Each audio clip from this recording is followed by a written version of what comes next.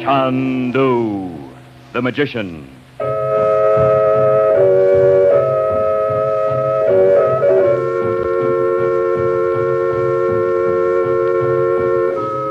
Good evening, ladies and gentlemen. The makers of White King granulated soap present for your enjoyment Chandu The Magician. Before our play begins, we would like to take a moment, and I mean just a brief moment, to say something that will help those who have clothes to wash. Our suggestion is that you use White King granulated soap. Put White King in your washing machine. If your husband happens to do heavy, dirty work, if his overalls and jumpers and work shirts have made you work and washing trouble, you'll not only like what White King does, you'll say, I love that soap. And your hands, the hands you'd like to keep young and lovely, how kind White King will be to them. The only hands you'll ever have. And listen, save White King box tops. You're going to want them for something you're going to hear about on this program. The moment is up. Now, on with Chandu The Magician.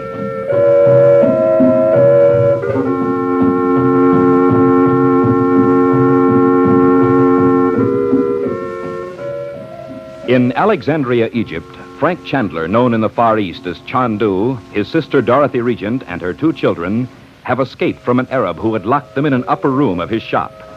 But in a dark alleyway, Dorothy disappears and is presumably lost in the maze of crooked streets. The present act opens in a dimly lighted room far underground. The air is thick with smoke. Seated about on the floor are many men in Arab dress, puffing narghiles. At the far end of the room is a platform on which a group of musicians is seated. Chandu The Magician.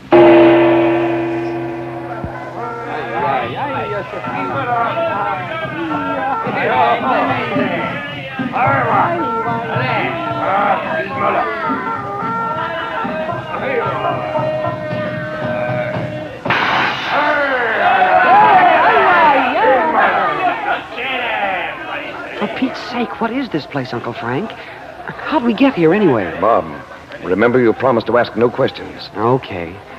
I'll bet these guys sitting around here would fall on their faces if they knew who we were. Well, to them, we're just Arabs. Boy, they'd never figure out how we got here. Now, Bob, I didn't say we came here by any occult means. Well, it seems as if it were only a minute ago that we were in Yusef's house trying to find out where Mother is. It seems so, to you. But what is the sense of time? No one knows. Sometimes a minute seems like a year. And I've known a year to pass like the shadow of a cloud. You have? Look, Uncle Frank, will you answer me just one question? If I can, without revealing secrets I'm sworn to keep. Okay. Did you see Dad over here anywhere before he was drowned? Or supposed to be? Well, I'd seen him sometime before. Why? Because Betty and I figured out that you must know what's in those drawings and things that were stolen from our house. Or why would you be so excited about getting them back? I suspect what they are.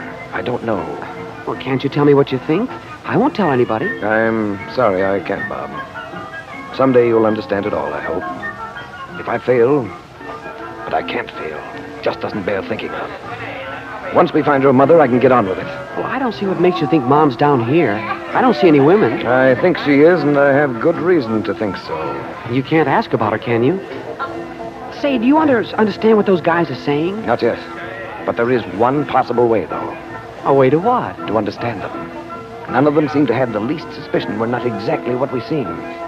So now it's time to go further.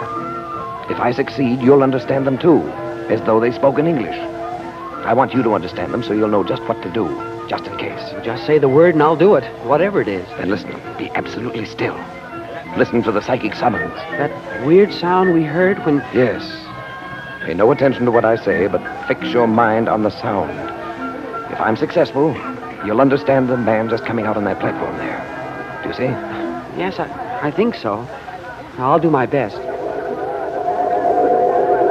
Oh, Yogi, my teacher, far across the sea, I ask your help. By the hidden secrets you have taught me, I call upon you to help me in this hour. Make clear to me and to my helper the unknown tongue spoken in this place. I hold in my hand the emerald casket. The selling of the dancing girls will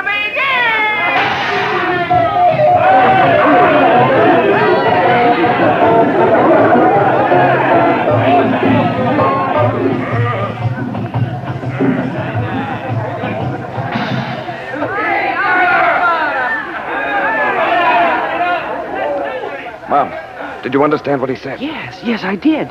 Well, it sounds just like English to me. I thought he said the selling of the dancing girls will begin. He did. And I'm right.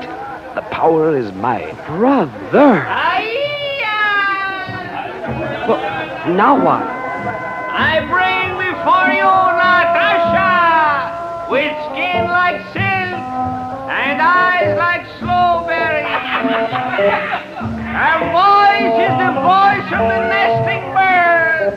Her hands are the caress of the perfumed breeze in the garden of paradise.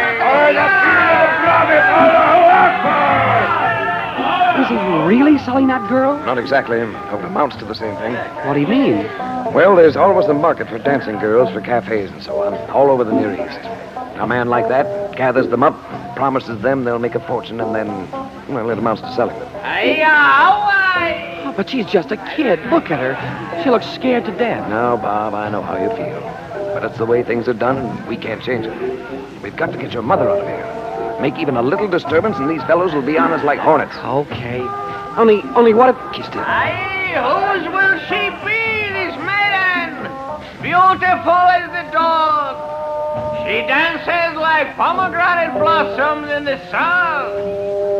Offer me what you will. 1 Egyptian pound. 2, 3 pounds. 4 pounds. 4 pounds. 4. She is yours after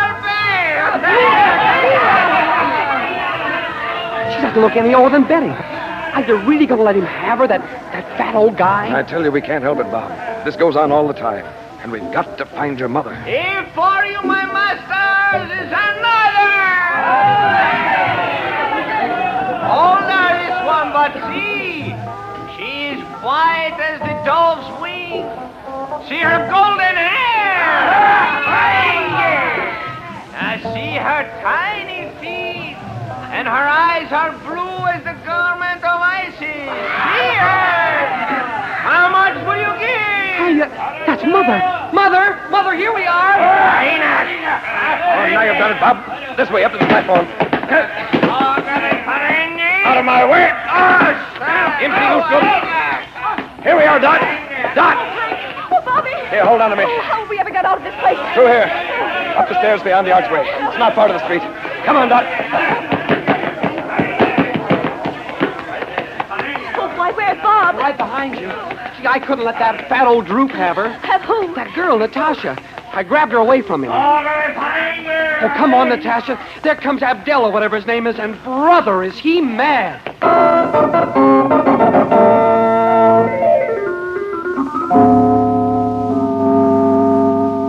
Oh, Mother, I was never so glad to see anybody in my whole life. Sit down here. Can I do anything for you? Who's that girl you brought back with you? Her name's Natasha, that's all I know. Oh, let me get these Arabian clothes off before I do another thing. Here, I'll help you. It's a good thing we put them on over our own clothes, or what would we do? Well, I hope Uncle Frank can send for our things at the hotel. I certainly don't want to wear anything I have on ever again. Poor Mother, it must have been awful. You can't imagine how dirty it was in there. Well, you surely don't think I should have left her in there, Uncle Frank. Well, not as it turned out. But it might have turned out very differently. You know that, don't you? I guess so. Uncle Frank. Just a minute, dear. Dorothy, do you feel up to telling me what happened? Yes, Frank, I'm all right now. Who was that little girl? Yes, and where is she now? Downstairs. Yusuf's wife's looking after her. She's a runaway. Well, how'd you find that out, Uncle Frank? I tried to talk to her, and she couldn't understand a word I said. Well, as it happens, I speak her language. Where's she from? She's from the Basque country in the Pyrenees. She ran away first to be a dancer in a cafe in Biarritz. Then someone told her she could make more money here and redeem the family fortunes. Poor little thing. She doesn't look any older than Betty. She isn't. What in the world will we do with her, Frank? I'll put her on a boat, send her home. And that reminds me, I'll have to see about our luggage. It's at the railway station. It is. Well, had you forgotten we were going to Cairo this evening? I'd forgotten it, too. Oh, Was it only this afternoon we went to that shop? Yes, it was, Mother. I must know what happened to you, Dot. Because we may have to start for Cairo in the morning. Oh, I don't mind talking about it now that it's over. If it is over. Bob, you big goose, she doesn't have to know about that. About what? What's happened now? Nothing that matters now, Dot. Yusuf said you ran away from those two Arabs who pulled you into that doorway. I did, but of course after I'd turned the first corner, I was hopelessly lost. Those streets. And in those Arabian clothes, too. But how did you get into that underground slave-selling room where we found you? Well, I decided I'd walk into the best-looking cafe I saw and ask for someone who spoke English. Mm-hmm.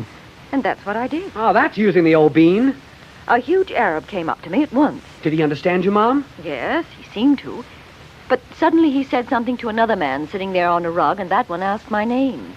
What did you say? Why, I told him, of course. Dorothy. Well, I thought you'd missed me and had sent people looking for me. You spoke the name of Regent in a place like that? Why is it that ever since we've been here, the very name of Regent seems to turn people to stone? Well, did anyone ask you anything about Robert or what you were doing in Egypt? No, nobody said anything more.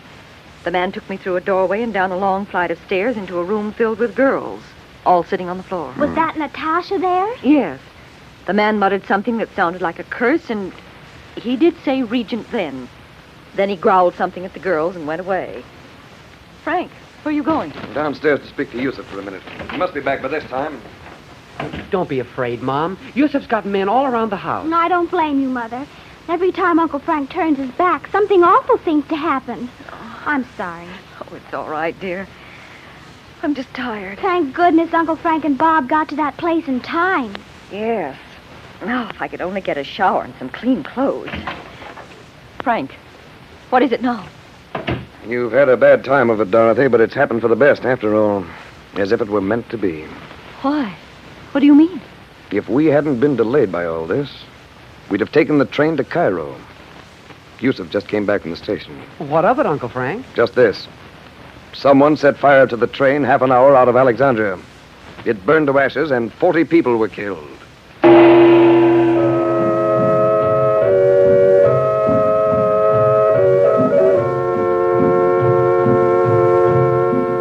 Before our program started this evening, we told you how wonderfully easy White King made the washing of heavy clothes like overalls and work shirts in your washing machine. I wonder if that might have given you the idea White King was only for the heavy washing you have to do. Why, of course, that isn't so. Say, your finest tablecloths and napkins, your daintiest lingerie, the fragile and lovely things you have to wash. White King Granulated takes care of them safely, gently, and we think as no other soap has ever done. There are reasons, of course, but aren't you kind of tired of hearing reasons all day long? Millions and millions and millions of packages of White King are sold.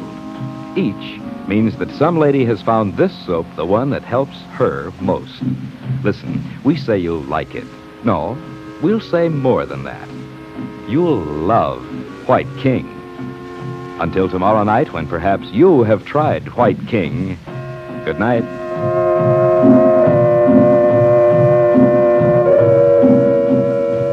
Chandu the Magician is written by Vera Oldham. The makers of White King invite you to listen tomorrow at this time when the story resumes. Chandu the Magician. This is the Mutual Don Lee Broadcasting System.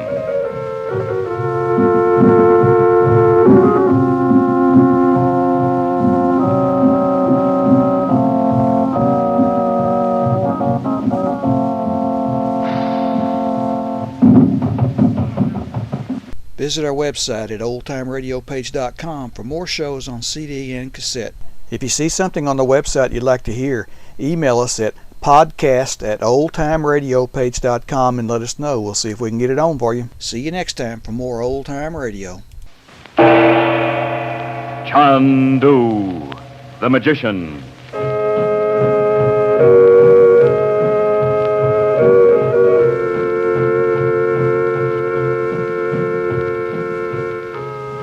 Good evening, ladies and gentlemen. We present for your enjoyment Chandu the Magician. Before our drama starts, we would like to ask you a question. Had you noticed perhaps how difficult it was to buy White King in the years we've just passed through? Other kinds of soaps on grocers' shelves, often in abundance, but seemingly so little White King. Well, White King is made largely from precious nut and vegetable oils. These were scarce. We couldn't begin to fill demand for our soap. And we wouldn't sacrifice quality. The ladies who are our customers are intelligent people. And so when a package of White King did appear on a grocer's shelf, it was quickly bought and taken home and treasured, as perhaps no other soap has ever been. Maybe you haven't tried this different kind of soap. It will do so much of your work for you that you too will say, I love White King soap.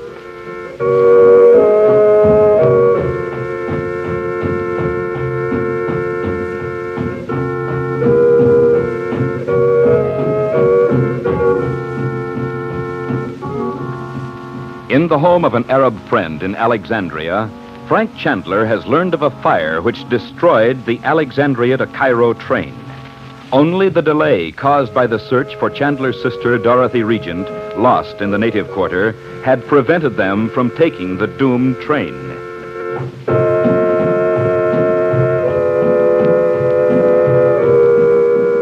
Now the party is seated in a cafe in Alexandria, a favorite of tourists. It is about noon. Chandu, the Magician.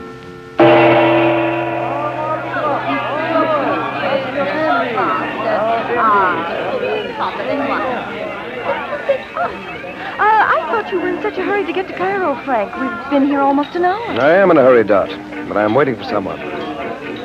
Bob, you needn't keep peering around in that suspicious fashion. As you and Betty say, everything's under control.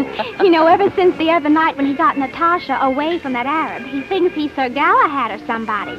All he needs is a big white horse and boom. Ignore her, Uncle Frank. Just ignore her. You want me to tell him what you said about joining the Secret Service? I don't. Let's drink our coffee in peace. And don't you just love the sticky candy with dates in it? Mmm. Who are you waiting for, Frank? I don't know yet. How will you know when he comes in, then? Someone will tell me. See what I mean, Betty? It's sure something to be on the inside of an honest-to-goodness mystery. Even if you don't know what you're on the inside of. Have some more candy, Betty. And keep still, he means. That's not very nice, Bobby. Oh, she can take it, Mom. Well, didn't you and Uncle Frank used to needle each other when you were kids? Well, to tell you the truth. Well, if we'd realized we were setting a precedent, we'd have declared a very early truce. You know, Uncle Frank, when you're like this, you're just like anybody else. Oh, poor Mother. Just when we're having fun. That was a signal for me, Dot. The man I sent for has come in. So that's who he is. Good. Now we'll go now. To Cairo? Yes, we're going to drive. Drive in Egypt? Why, that's sacrilegious. We'll go out as if we were with the people at the next table. Yeah, just a minute till I leave some money for the check. All right. Oh, I see now why you wanted to sit so close to the door. I hope the ladies and gentlemen will honor me by returning to my cafe. Thank you.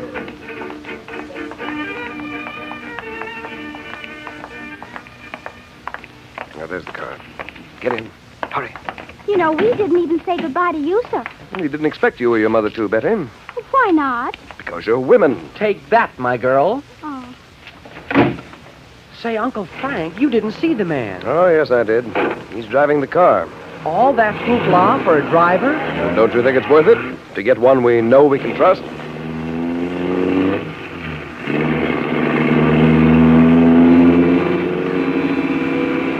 Good heavens. He isn't going to drive through these narrow streets at this speed, is he? He's used to the streets, Dorothy. I must admit he can't go too fast to suit me right now. Oh, he almost ran over those two men. Well, you wouldn't think they'd sit down right in the middle of the street. Well, they just sat down to read a letter. Huh? Well, look back. Oh, how about that? Look, Betty. Oh. Yeah, they've been doing that for thousands of years over here. And they can't see why the streets aren't as safe as the courtyards of their own homes. Oh, look over there, Mother. Where, dear? On the path. Those people walking along with a donkey. It's positively biblical. Well, that footpath runs along beside the railway all the way to Cairo. Now, it's a great sight to see them like that when night comes. Their figures are silhouetted against the sky. You feel as if you were back in the year what? Frank, look. What is it, Oh, that car behind us? Yes. Do you suppose it's just a coincidence? I was wondering about that myself. Nubar, turn to the right at the corner. Aye, why, Effendi? Oh, I wish I knew the Arabic for don't scrape the corners off the buildings as you go by. I bet it would come in very handy. I'm sure it would. Yes, there they come. Left again, Nubar. Well, who do you suppose it is this time? I have a very definite idea. Nubar, we'll have to shake them off. Drive as fast as you can. When we're out of the city, stop for nothing.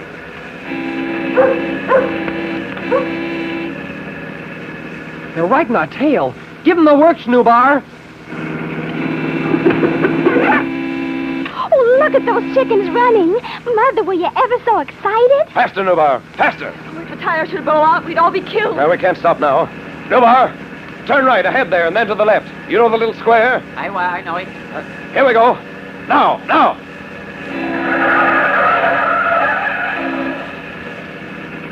Yipe, we've lost them. No, we haven't either. There they are. Left, Nubar. Quick. Oh, look, they can't make the turn. Stop, Nubar, stop! No. Go on, go ahead. We've got to get to Cairo.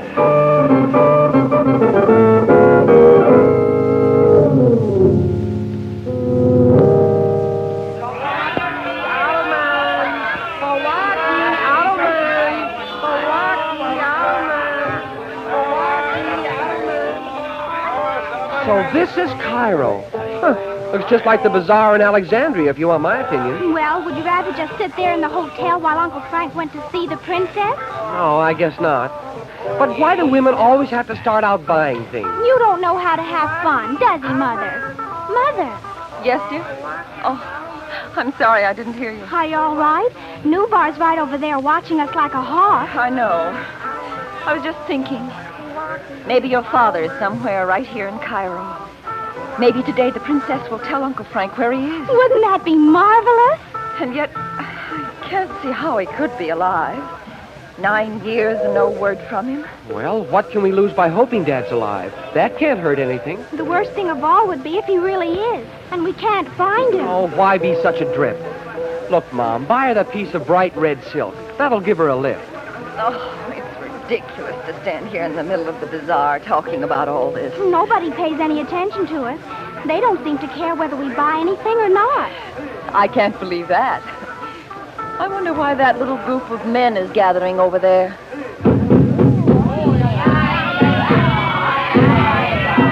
Hey, our concert. What? Well, the guy in the middle of the street. I wonder if he's a snake charmer or something. Oh, listen, that's in India. Oh, he's looking over at us. Well, we're part of the audience. He probably makes most of his money from tourists. Oh, well, shall we go? I don't like this crowd. Oh, I'd kind of like to hear him, Mom. Oh, yes, Mother. Can't we stay? We can go any time if you positively can't stand it. Well, I tell a tale of Antar the Bedouin. He's a storyteller. Aren't you glad we waited to see? Hero of 1,000 battles, strong and brave from many journeys across the desert.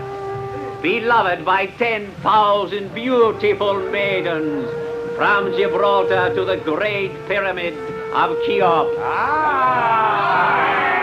It happened in the reign of the Sultan Hussein, when men in the east and west struck with their swords at the heads of their He brothers. must mean the war. But Didn't some for him, sultan die just there a few was years only ago? I don't know, but I bet this Antar was somebody way back when. He followed her across the Mediterranean to the land of Iran. And there by day he concealed himself, and in the evening went with his lute to the garden of his lady. Fair was she as the lotus bud, and her cheek was as the soft white wing of the dove. Mother, isn't this terrific? And he's marvelous looking, too. Her tiny hands were like butterflies, and her feet tinkled with anklets of gold as she ran into the garden to meet him where the fountains played.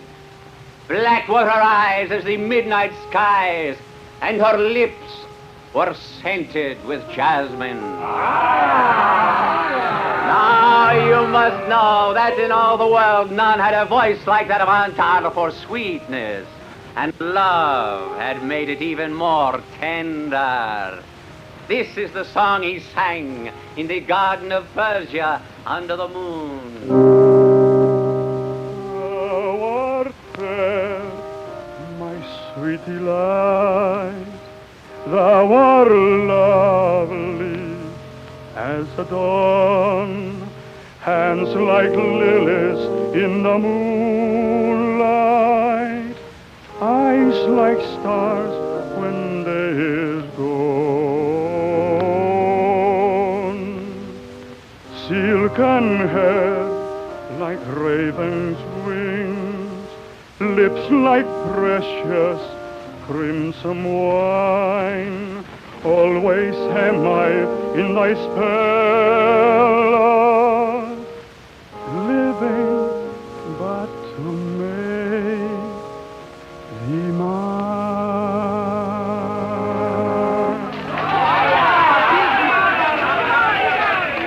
Didn't you just love it? Oh, sure. Oh, Mom, look over here. That funny-looking sword right there. Yes, I see it, but let's get Newbar and get back to the hotel.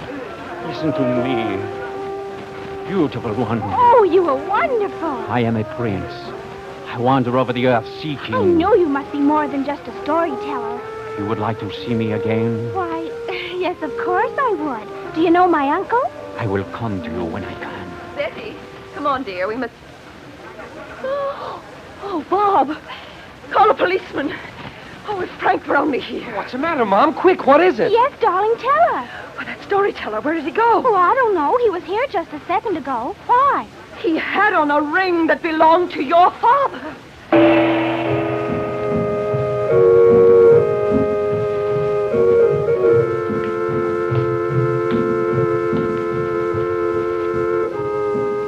Before we bring to a close our drama this evening, may I say something to the ladies on the subject of hands.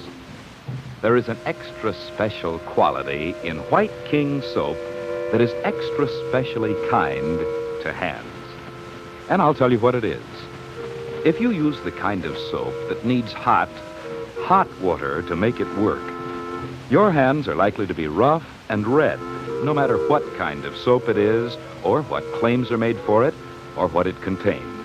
But listen, White King, with its nut and vegetable oils, doesn't need hot water. In washing machine or dishpan, for heavy clothes or filmy, fragile things, White King washes the dirt away in water that's just about body temperature. Ever hear of anything like that? No wonder millions and millions of ladies say, I love White King soap. That's what you'll say, too.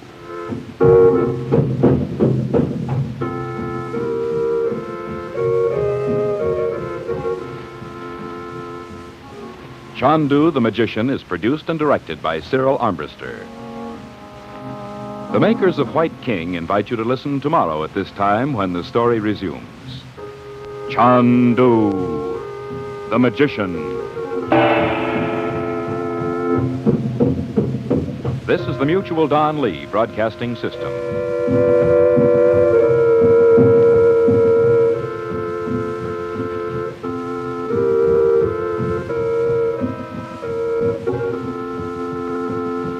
Visit our website at oldtimeradiopage.com for more shows on CD and cassette. If you see something on the website you'd like to hear, email us at podcast@oldtimeradiopage.com and let us know. We'll see if we can get it on for you. See you next time for more Old Time Radio. Would you like a shout out? Leave a comment in the section below. Tell me who you want to shout out to, who you want to shout out from, and we'll get it up here for you. Hey, we want to say thanks for tuning in. Please like and subscribe so you don't miss any. You got a lot more of these up there. Go check them out under the playlist. Leave us a comment. Tell us what you want to see, what you think, and we'll see you next time.